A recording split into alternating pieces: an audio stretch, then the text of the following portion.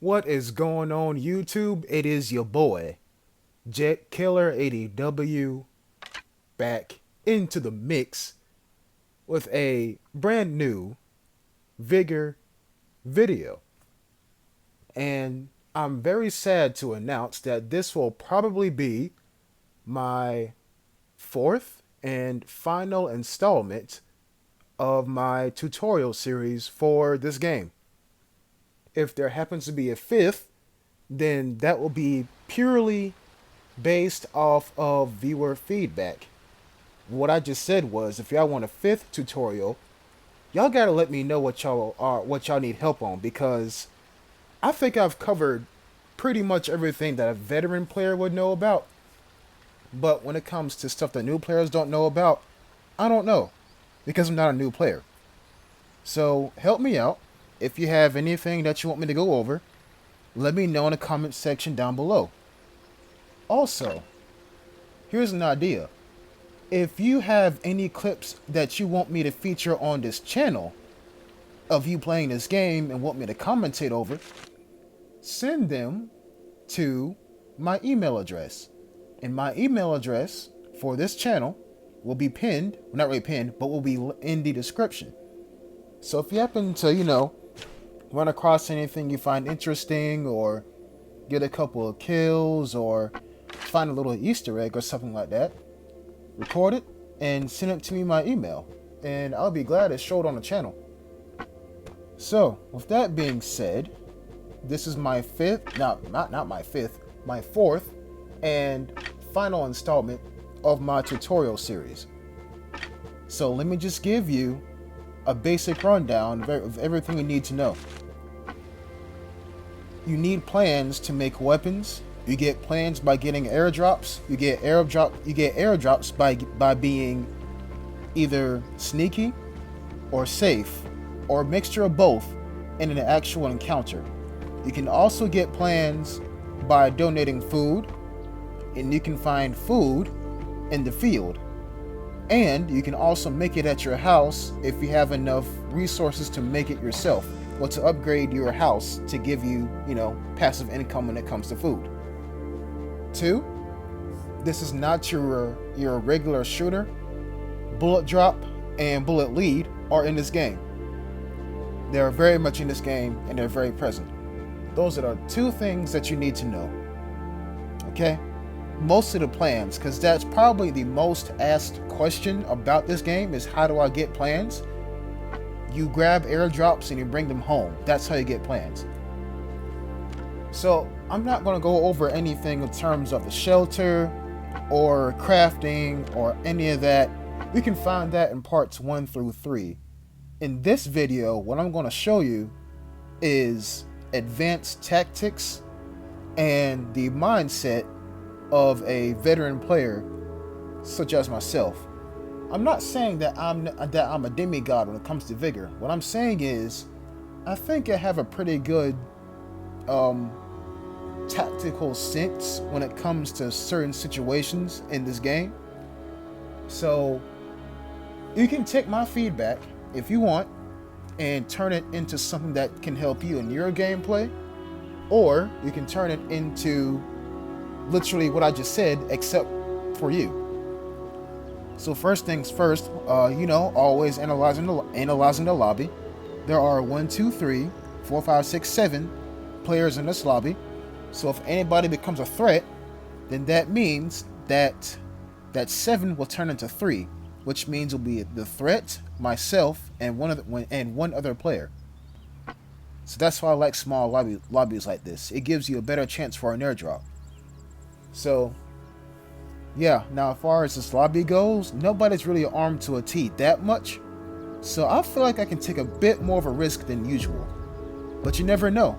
Somebody might find an M249 or, a Mosin Nagant and snipe me in the back, and I won't even know it hit me. Alright, so game plan wise, what we got here.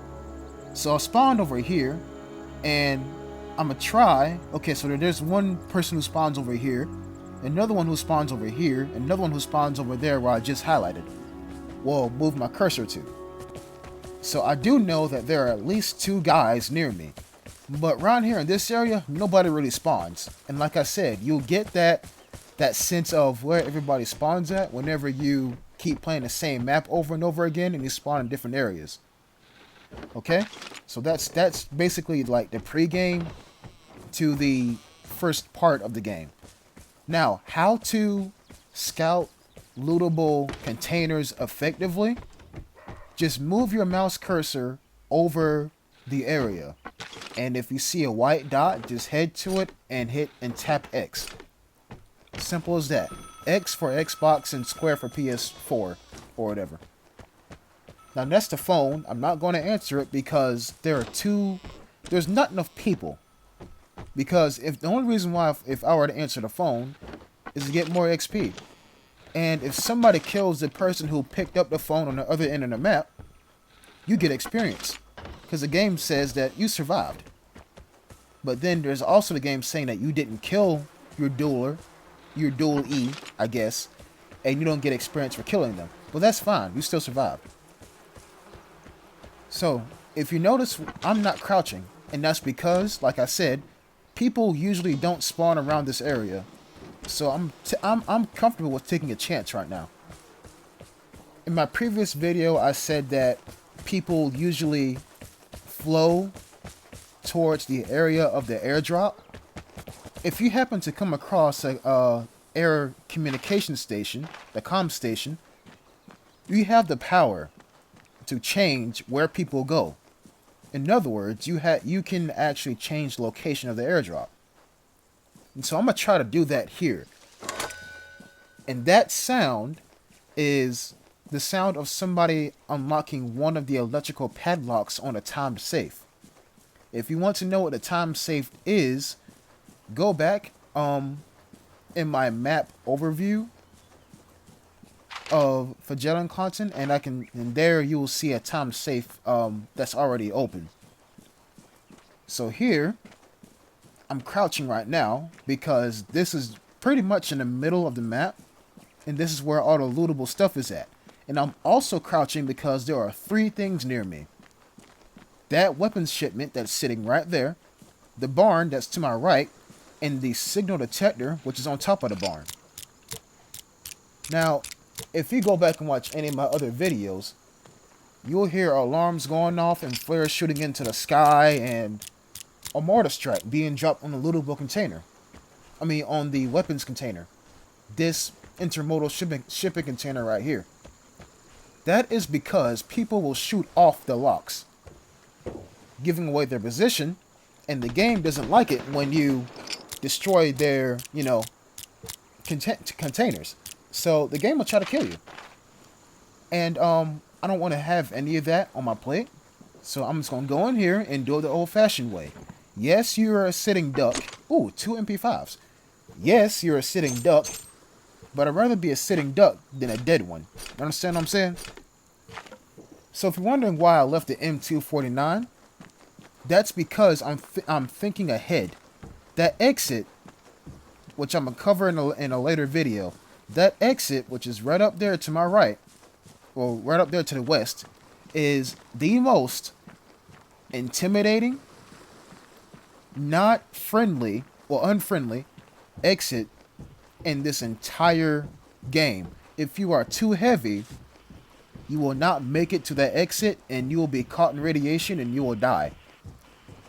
And the M249 is a light machine gun, which is heavy on your back, which means whenever you jump, you don't cover as much distance as when you did when you only carried like 2 machine guns, or 2 submachine guns.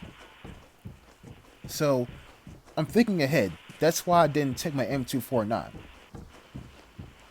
So now we're coming up onto a comm station. And I'm give you a quick little rundown of everything you see. Relocation of the airdrop, very powerful. Add ammo and reinforcements, don't care. And let's see, right here, these bottom 4, that's pretty much what you want to go for if you don't get the airdrop. Because all that stuff can literally screw somebody's entire play session up.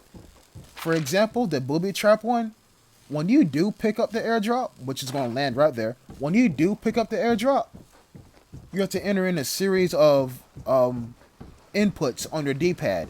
And if you get it wrong, you will catch explosive damage, and you don't want that.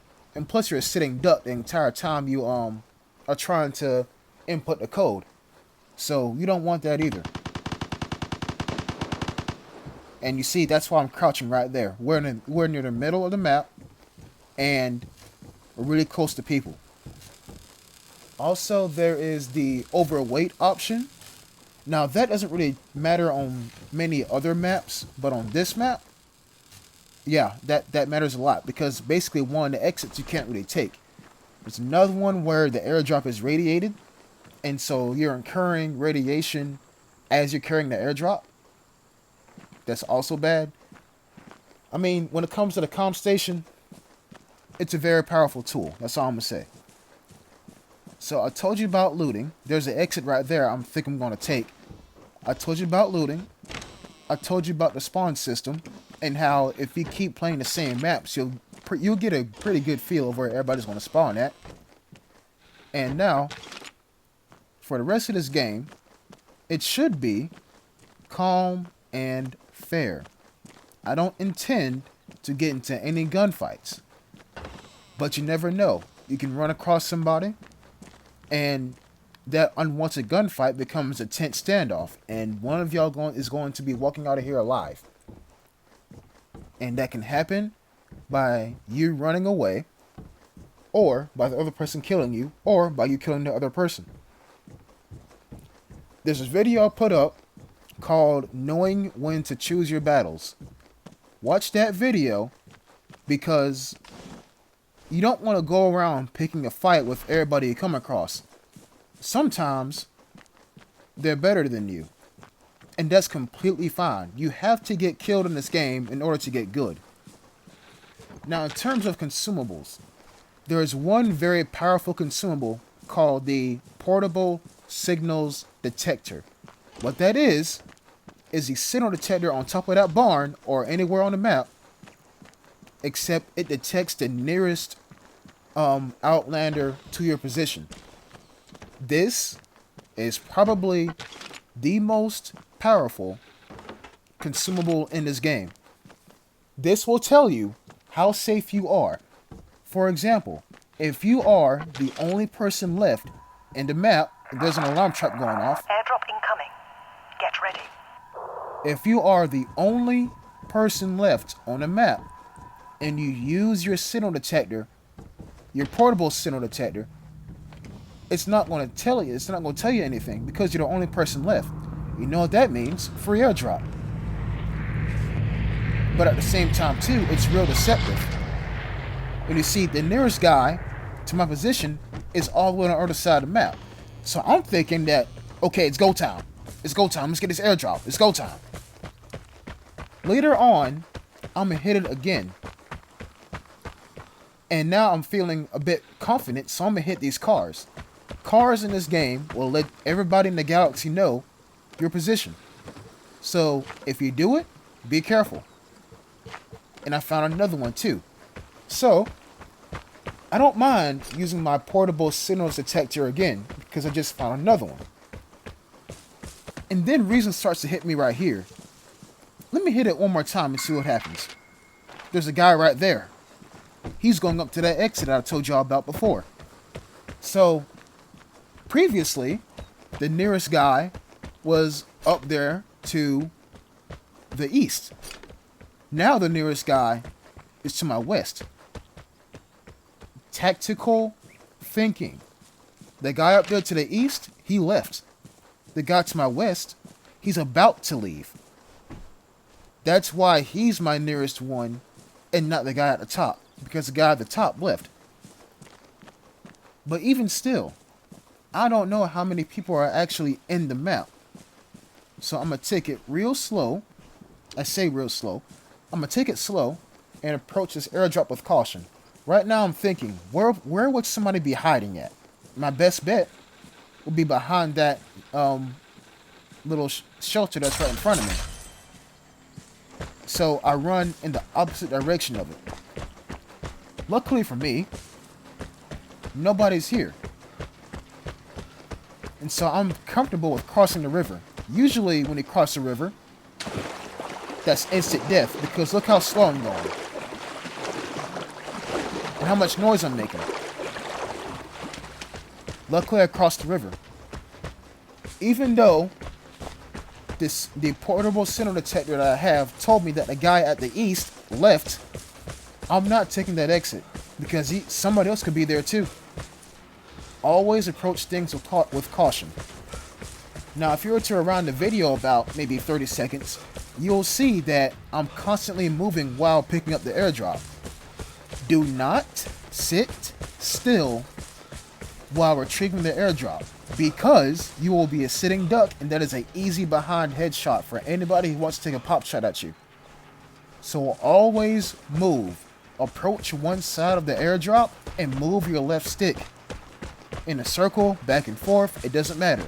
Just keep moving.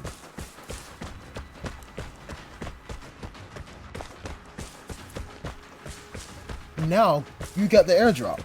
Wonderful. What's your next move? How do you get the heck out of the map as quick and as safe as possible? On this map, the example is better explained. Try to keep one side of you covered by nature, or one side of you inaccessible.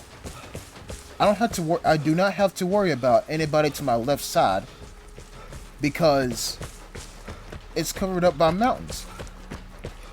On my right side, sure, people might be over there. Behind me, sure, people might be over there too. And the con of using this strategy is you have no cover. If you do have cover, it's very small, and in some cases a rock.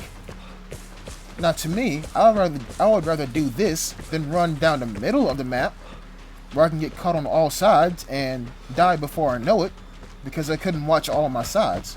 At least here, I only have 3 sides to worry about instead of the middle of the map when I have 4.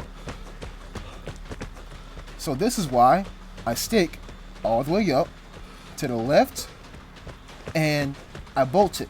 I never stop running. I never look at my map. What I'm looking for is a orange triangle that says exit. And here we go. It is right here. Don't stop moving. Don't check your map. Always run. And that is a clean escape. And there you have it. That is the tactical, forward-thinking gameplay that you should have as an experienced Vigor player. Loot as quick as possible. Don't spend too much time in one area. Think ahead of what exit you're going to use. Think before of what players spawn where. And think currently of your situational awareness. Always keep tabs on what you hear. Gunshots, footsteps, trees, crows, definitely crows. And keep tabs on the amount of gunfire you hear. If you hear 2 separate guns shooting at each other, that's probably a one-on-one. And if you hear one gun keep firing and another one stop, somebody got killed. So your 7 turns into 6. Keep track of that. I know it's a lot to put on your brain, but if you want to get good, you gotta do it. That's it. Until next time.